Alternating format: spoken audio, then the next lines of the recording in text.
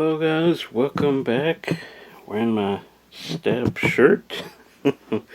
Welcome to Review Rewind episode 10.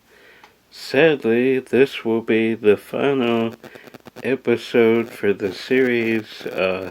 Just too much getting out 2 a week with work and travel and everything, so figured pack as much into this final episode as we can.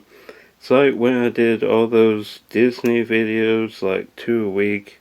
Eventually it catches up to you and you can't, you can't keep up with it. So, I did start out with a big pile of like 30 something, but as the weeks went along, I'm like, I don't know if I want to do that. It was like popular Disney movies like National Treasure, Heavyweights, Pirates, Dick Tracy, Who Framed Roger Rabbit, stuff like that, which a lot of you know about. So then after that, I started focusing on unknown movies that I thought would intrigue some people, and maybe it's a movie you have never seen, and now you'll watch it. Hopefully that is the case, but this is a fun episode.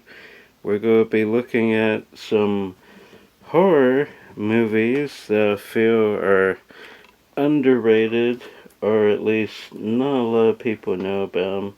Maybe some of these you do, but that is what the fun episode of Review Rewind will be. So no more Wednesday episodes. Will be sticking strictly to Saturday, and if I want to do a review sometime in the future, I'll just drop it whenever, But, yeah. These review videos do take some time. You can't just go out and shoot it and then quickly edit and upload it. You gotta do, because I like to put some factoids in there that not a lot of people know about, so you gotta research, get photos. Anyway, enough of that. This is our final episode, so let's jump right in with Mosquito. Great movie, great use of practical effects, as you can see there. Love this movie so much. Some great special features as well. This was a Synapse Films release. Directed by Gary Jones. I'm not sure what else he did. Gunnar Hansen is in this, obviously. Leatherface himself. He's there wielding a chainsaw. Love that. Some great behind the scenes if you haven't seen this. Practical effects mosquitoes work so well in this movie. I need to rewatch it, actually. It's been a while. This is the 20th anniversary. Definitely put this on your wish list if you have not seen it. Same with this movie, Scare Campaign, an Aussie horror film. Australia has done some great horror films the past decade. This is one of them, in my opinion, a midnight factory release. This is a Region B. I saw this I saw it online years ago because it was never released here in the States. And then I got a region-free Blu-ray player, so this was one of the first things I bought when I got the region-free Blu-ray player.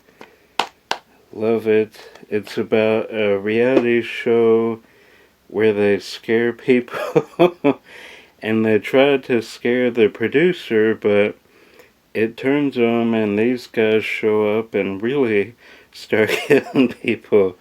So then it turns, and great horror movie. Cannot recommend that one enough. Same with Cry Wolf. Very good horror movie. It's been a while since I've seen this. I need to put this in my watch pile. But Jeff Wadlow, what has he done? That name sounds familiar. I'll put his filmography up if I can find it. But they play this game. They start a game of terror and deception that has 3 rules: avoid suspicion, lie to your friends, eliminate your enemies. But what starts as a joke soon turns deadly, and now they find themselves victims of their own game. Really love this movie. Probably more than most. John Bon Jovi is in this. I think he's like the headmaster or something. Julian Morris, I forget what else she's in. And Jared Padalecki, is that the guy from Supernatural, or am I wrong about that? I don't know.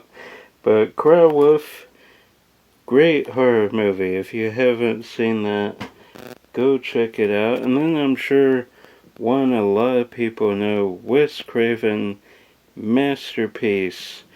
People do not talk about this one when they're talking about Wes. Rest in peace, Wes. But this is a great film. Fool, that's actually his name, and his uncle, I think.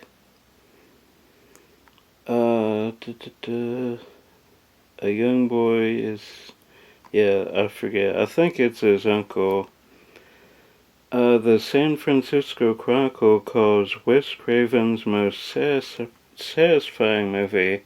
I would agree with that, but Fu and his uncle know that there's treasure in this house with mom and dad. That's what they call themselves. But turns out there's people that live under the stairs that the two have kidnapped. When people were sneaking around the house, they held them captive. Great movie, seriously. If you have not seen this, check it out. It might be, outside of Scream, might be my favorite Wes Craven movie. Really love that one. Same with this one. A lot of people really hate this one. It was this and then Scream 4 before Wes sadly passed. And a lot of people overlook this one because Scream 4 is really good. Maybe outside Scream 2 the best sequel. Certainly better than 3. But love Scream 4. But everybody talked about this one. Nobody talked about My Soul to Take. Really love this one. Gets overlooked a lot of the times. Really like the young cast in this. Reminds me of Shocker in a way, sort of. If you've seen Shocker, you might know what I'm talking about, but I get vibes of Shocker in this one, so if you haven't seen any of these, check this one out for sure. I really love it. Need to revisit that. Then we pivot to a John Carpenter masterpiece that hardly anybody talks about when they're talking about Carpenter's best. It's based on a tale from H.P. Lovecraft. And again, the practical effects in this are great. It's about, his scariest movie to date, possibly. Outside of The Thing. The guy from I'm drawing a blank. What's his name? Sam Neill. He is an author, and his novels drive people insane, but then he vanishes drawn to a town that only exists in his books. So, and then you see creatures and stuff starts happening. Great horror movie. One of John Carpenter's best. Outside of The Thing and Halloween, I would probably put this one right up near the top. Then Dogs.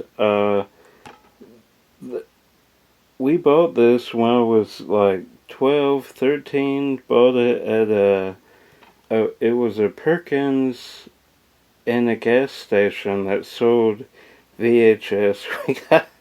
We got some gems there. Lake Placid. What was that one? Tusk.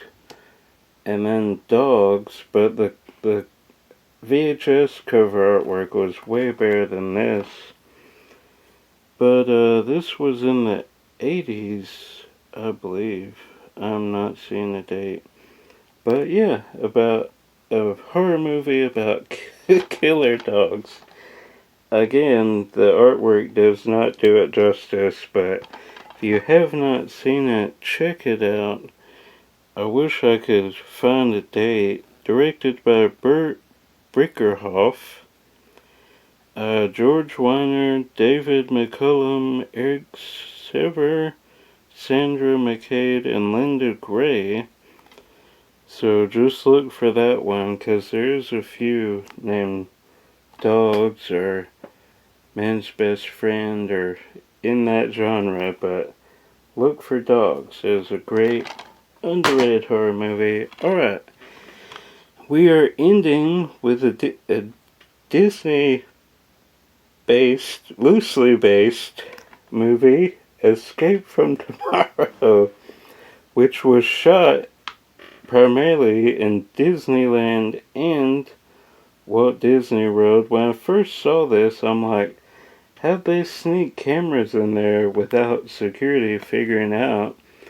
But as I started doing YouTube, I'm like, oh, okay, that makes sense, because I mean, there are places you can film in Walt Disney World and nobody even knows, like Tom Sawyer Island, etc. But, you know, they can't stop people from just filming, so if they think you're doing YouTube, I mean, they can't stop you from that. So, this guy brought a whole crew, got everybody annual passes before they stopped doing them, and they just filmed at Walt Disney World and Disneyland. Eventually, the main actor messed up and forgot like sunscreen or something, so he checked in to the park and then left, and then walked right. No, it was a shot they needed, and walked right back in, and security started getting suspicious.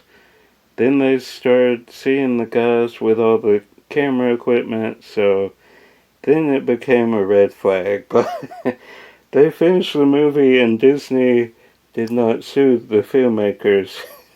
Even though they probably could have. They would have had, you know, because they filmed on private property. But interesting movie. I wouldn't say it's as good as when it first was released. People were like just shocked at how they did it, but the movie does not really hold up after multiple watches.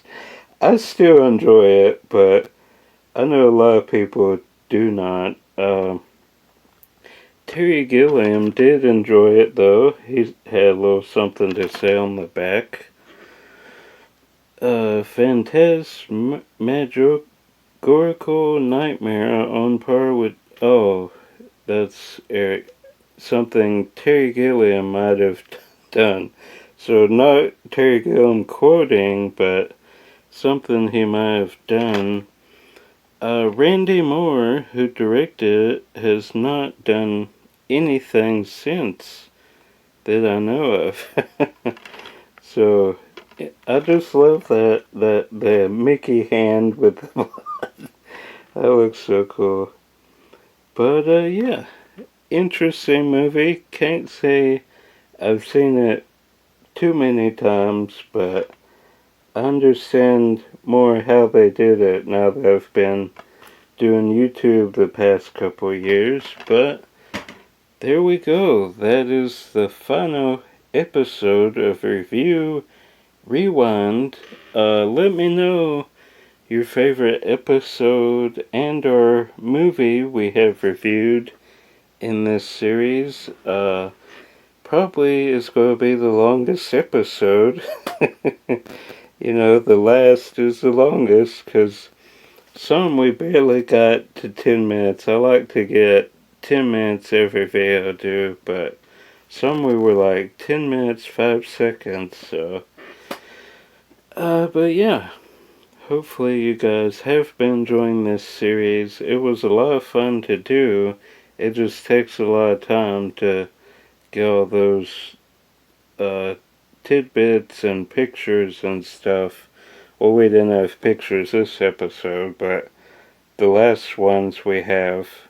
So, alright, that's going to do it. I'm Josh. Thanks for watching Review Rewind. Go watch my other review videos not inside the Review Rewind. Go check some of those out. I did one on the new Texas Chainsaw Massacre, Muppets Haunted Mansion, Scream 5, what else? Cruella. So go check those out. It's in a playlist under reviews. Go watch those. Because they are a lot of fun to do. It just takes a lot of time as well. But, alright. That is going to do it, guys. I'll see you in a Saturday video. Go watch some movies, though, and maybe I'll do a review video later. Just not Review Rewind. Alright. Go watch some movies, guys. Till next time. Bye.